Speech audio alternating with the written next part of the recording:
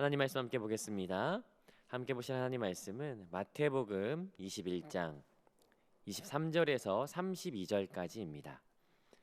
마태복음 21장 23절에서 32절까지 우리 다 찾으신 줄 알고 같이 한 목소리로 함께 합독합니다. 시작.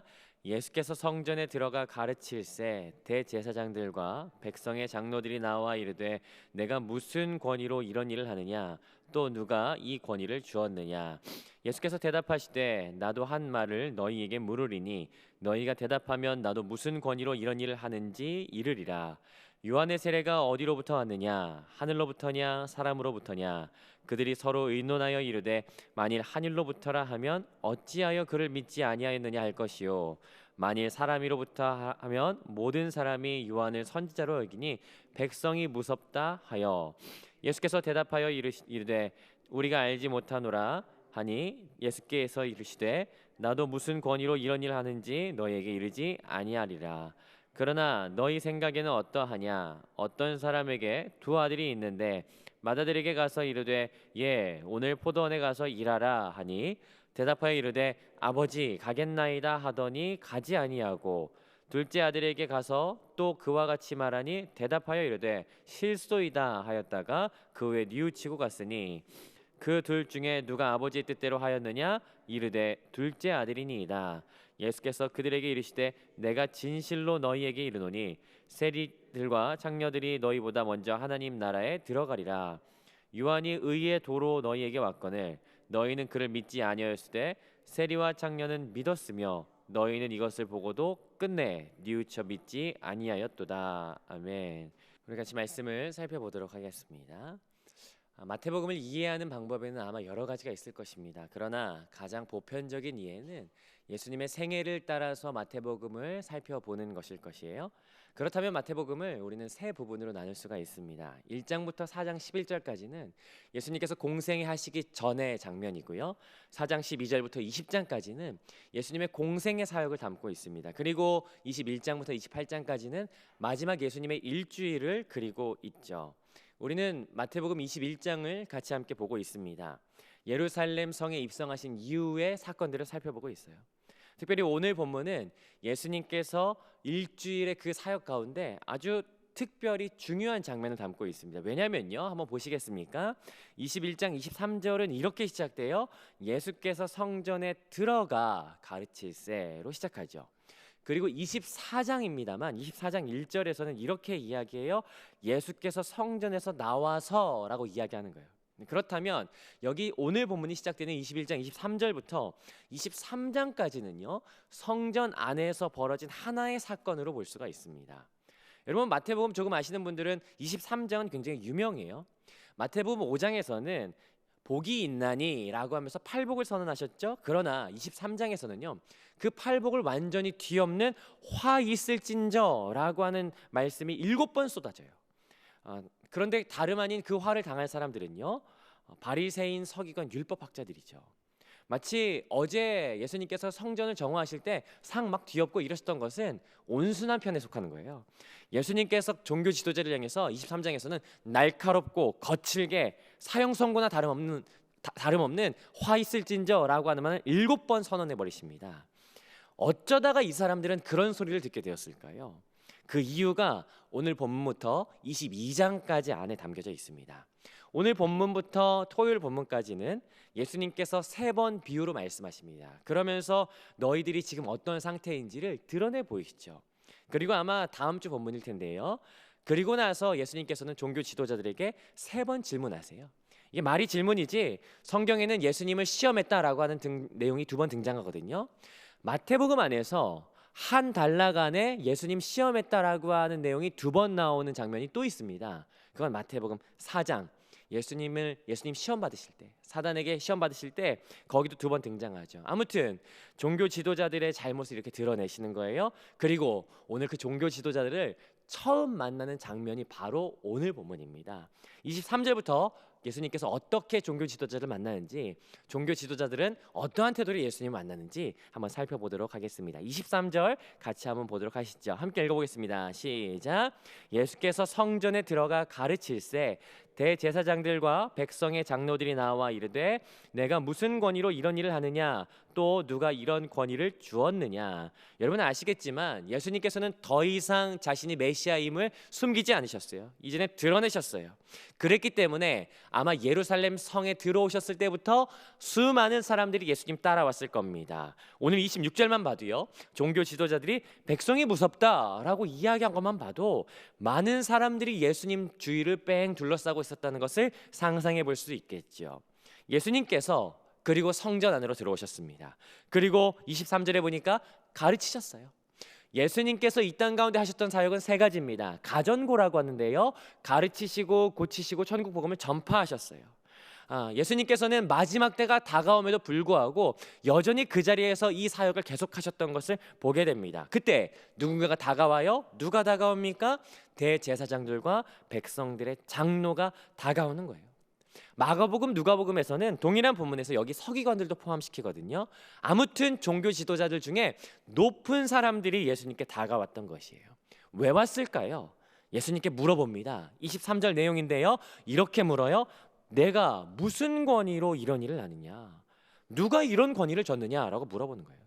이런 일이라고 하는 것은 아마 어제 본문일 겁니다. 예수님 어제 본문에서 성전에 들어가셔서 막 그 매매하는 사람들 내쫓으시고 상 뒤엎고 하시지 않았습니까? 그거 말하는 거예요. 너 무슨 권한으로 이런 일 하냐, 누가 너한테 이런 권한 줬냐라고 하는 거죠. 왜냐하면 뒤집어서 생각해 보면요, 대제사장들과 백성들의 장로는 성전 책임자고 관리자입니다. 그러면 전날 이런 소동을 벌인 사람에게 와서 이런 거 물어보는 거 사실은 당연해요. 왜냐하면 당연히 책임자니까 그런 얘기 물을 수 있겠죠. 만약에 제가 이렇게 물어오는 그 사람들 앞에 있었다면, 예수님 옆에 제가 있었다면 대답했을지도 몰라요. 그런 권위요? 하나님이 주신 거죠 라고 제가 이야기했을 거예요. 근데 그러면 안 돼요. 왜냐하면 사실 이거는 함정이거든요. 왜냐하면 성전 정화라고 하는 것은 선지자적인 행동을 암시하고 있는 것이었어요. 그랬기 때문에 만약에 이 권위요, 누가 줬는데요? 사람이 줬는데요? 라고 한다면 그건 거짓말이 되죠. 그러나 대답할 때 하나님께서 주셨습니다 라고 대답한다면 곧장 신성모독으로 이 사람 예수님 붙잡으려고 함정을 판 거였어요. 그러나 그렇게 대답하면 안 돼요. 왜냐하면 아직 며칠이 더 남아 있어요. 아직 때가 되지 않았기 때문에 그 대답을 하면 안 되는 것이었어요. 예수님께서는 지혜롭게 다른 대답을 하십니다. 24절입니다. 24절 함께 읽어보겠습니다. 시작. 예수께서 대답하시되 나도 한 말을 너희에게 물으리니 너희가 대답하면 나도 무슨 권위로 이런 일 하는지를 이르리라. 뭐라고 하십니까? 오히려 다시 되물으세요. 질문을 질문으로 받는 것은 당시 랍비들이 많이 하던 대화의 방식이었습니다. 무엇을 물어보시냐면요, 25절인데요 25절 제가 읽어보겠습니다. 요한의 세례가 어디로부터 왔느냐, 하늘로부터냐 사람으로부터냐 라고 질문하시는 거예요. 요한의 세례가 하늘로부터냐 땅으로부터냐. 요한의 세례라고 하는 말은요, 세례 요한이 했던 모든 사역을 의미합니다. 그러니까 그 요한이 했던 모든 사역이 하나님으로부터냐 아니면 사람으로부터냐라고 이야기하는 것이에요. 마찬가지로 여기서 대답할 수 있는 것은 둘 중에 하나입니다. 만약에 이것이 하늘로부터다라고 대답한다면, 만약에 이것이 사람으로부터 대답한다면 이라고 하는 질문에 대한 대답을 할 수 있겠죠. 그러나 이 질문은 종교 지도자들을 곤란하게 만들었어요. 왜냐하면 하늘로부터다라고 하면 이거 모양 빠지는 일이에요. 왜냐하면 세례 요한은요, 종교 지도자들에게 마태복음 3장 7절에서 누누이 이야기했거든요. 이 독사의 자식들아 회개해라 라고 누누이 이야기했거든요. 비난했어요. 회개하라고. 그리고 요한은 누구예요? 예수님의 길을 예비한 사람이에요. 그래서 만약에 하늘로부터다 라고 하면, 하나님으로부터 이 권한을 받았다라고 한다면 이 모든 것을 받아들이는 꼴이 되는 거예요. 자기들은 독사의 자식이고 예수님조차도 인정하게 돼버리는 거죠. 그런 다음에 사람들이 그럴 거예요. 그렇다면 니네 왜 요한 안 받아들였냐? 그러면 조롱을 받게 되겠죠.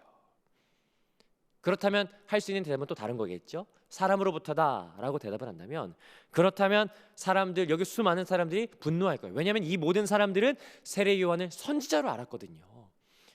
심지어 헤롯 안티파스도 마태복음 14장 5절에 보니까 세례 요한이 사람들로부터 받는 그 지지 때문에 세례 요한 어떻게 하지 못해요.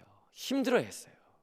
이러지도 저러지도 못할 대답에 지금 빠져 있는 겁니다. 그래서 뭐라고 하냐면요, 27절에 보니까 27절, 자 이렇게 이야기합니다. 함께 읽겠습니다. 시작. 예수께 대답하여 이르되 우리가 알지 못하노라 하니, 여기까지요. 뭐라고 대답합니까? 우리가 알지 못한다, 모른다라고 얘기합니다. 동서고금을 막론하고 불리한 대답에서 가장 유리한 회피는, 가장 좋은 회피는 모른다라고 하는 대답인 것 같아요. 종교 지도자들도 모른다라고 이야기를 해버리죠. 그러자 예수님께서도 이어서 말씀하십니다. 그렇다면 나도 너희들에게 내가 무슨 권위로 이런 일을 하는지 대답하지 않겠다라고 말씀하세요. 여기 어떤 학자가 이 내용 뒤에 이런 코멘트를 달았더라고요. 1대0 이렇게. 그리고 나서 예수님께서는요, 이야기를 이어가십니다. 두 번째 단락인데요, 28절부터 32절까지예요. 앞으로 28절, 33절 그리고 22장 1절에서는요, 예수님께서 이들이 잘못한 것이 무엇인지를 드러내는 세 가지 비유를 쏟아놓으실 거예요.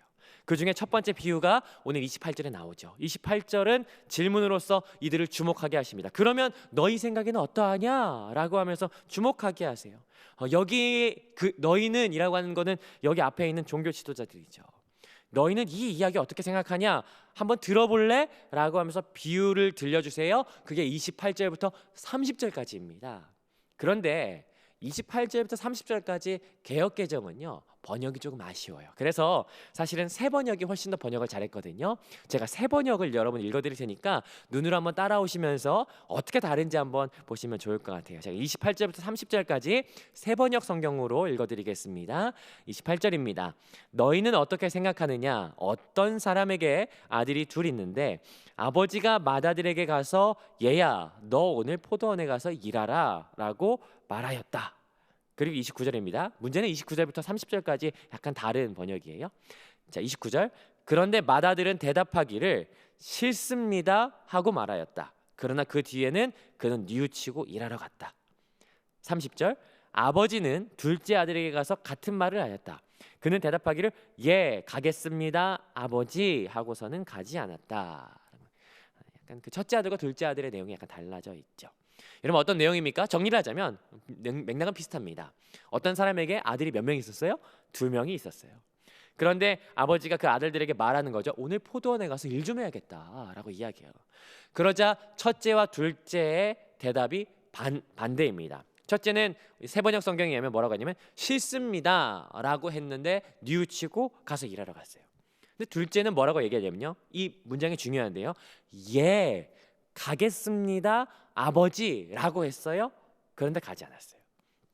특별히 여기에 예라고 하는 말은요, 굉장히 호의적인 단어예요. 에고라고 하는 단어거든요. 문장에서 예라고 하는 말은 모든 것을 수용하겠습니다라고 하는 자세를 말하죠. 그리고 뒤에 붙인 아버지라고 하는 단어는요, 퀴리오스라고 하는 단어의 또 다른 변형인 퀴리의 주님이라고 하는 의미와 같아요. 그러니까 아버지를 굉장히 극존칭하는 거예요. 다른 말로 말하자면 예 알겠습니다 주님이라고 번역해도 좋을 만큼. 어떻게 이야기하는 거예요? 굉장히 정중하게 아주 무겁게 받아들이는 거예요. 그런데 어땠습니까? 가지 않아요. 이야기를 마치고 31절, 이제 예수님께서 종교 지도자들에게 질문합니다. 누가 이 둘 중에 누가 진짜 아버지의 뜻대로 한 사람이냐라고 물어보는 거예요. 여러분들이 대답해 보시죠. 누가 진짜 아버지의 뜻대로 한 아들입니까? 당연히 둘째 아들이죠. 둘째 아들. 종교 지도자들도 그렇게 대답했습니다. 둘째 아들이요 라고 얘기하죠. 그런데 예수님께서 뭐라고 하시면요, 별한간 곧이어서 말씀하세요. 31절 후반부인데요, 같이 한번 읽어보면 좋을 것 같아요. 내가 진실로부터 한번 읽어보겠습니다. 시작. 내가 진실로 너희에게 이르노니 세리와 창녀들이 너희보다 먼저 하나님의 나라에 들어가리라.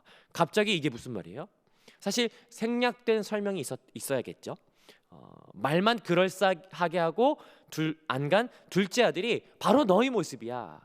그리고 뉘우치고 일하러 간 첫째 아들은 바로 세리와 창녀다라는 거예요. 그런데 방금 너희들이 말하지 않았냐?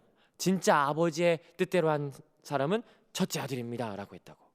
그랬기 때문에 세리와 창녀가 하나님 나라에 들어가는 건 당연한 거 아니겠냐라고 하는 설명이 좀 들어가야겠죠.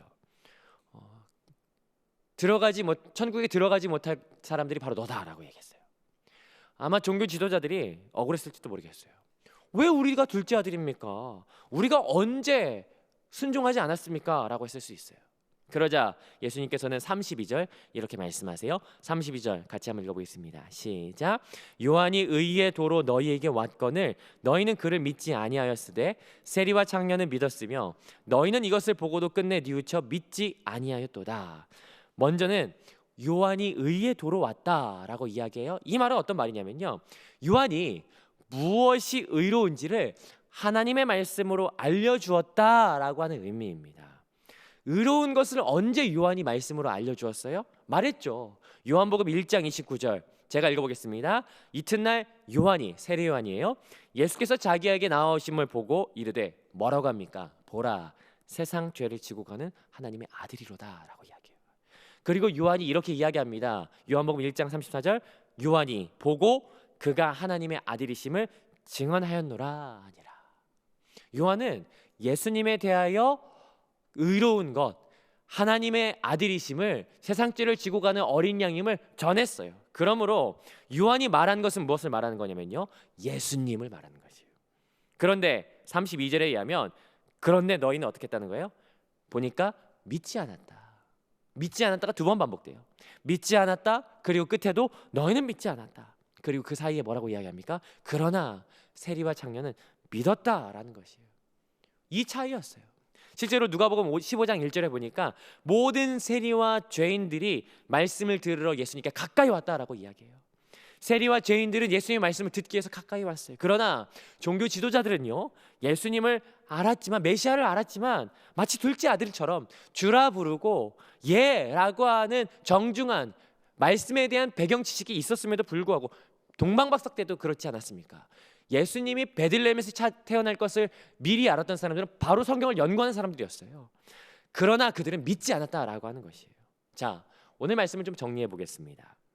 예수님께서는 오늘 성전에 오셔서 종교 지도자들과 논쟁하셨습니다. 그러나 그들은 예수님을 받아들이지 않았죠. 오히려 함정에 빠뜨리려고 하고 있어요.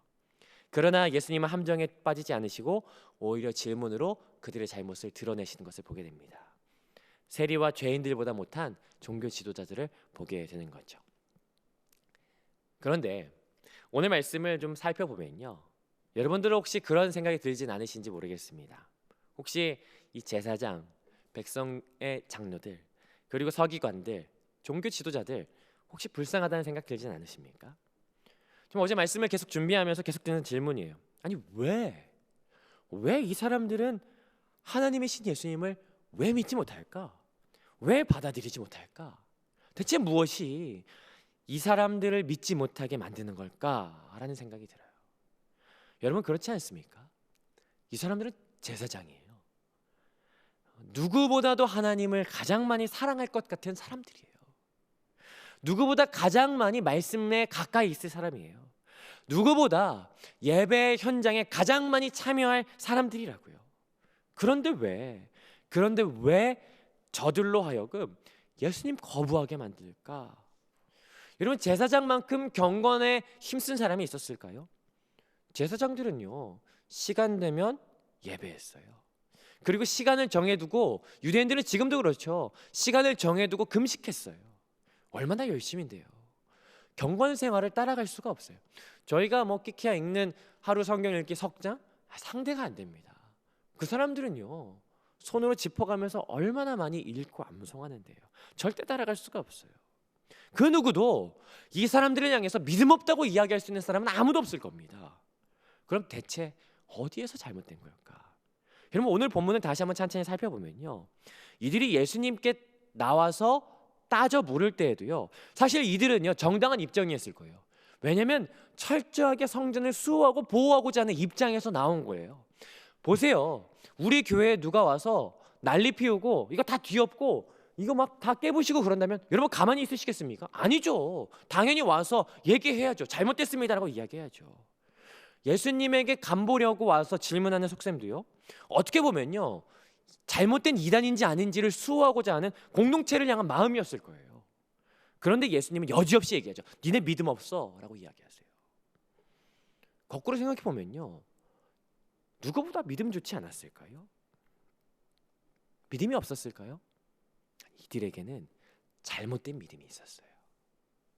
그건 어떤 믿음이냐면요, 내 믿음을 믿는 믿음이었어요.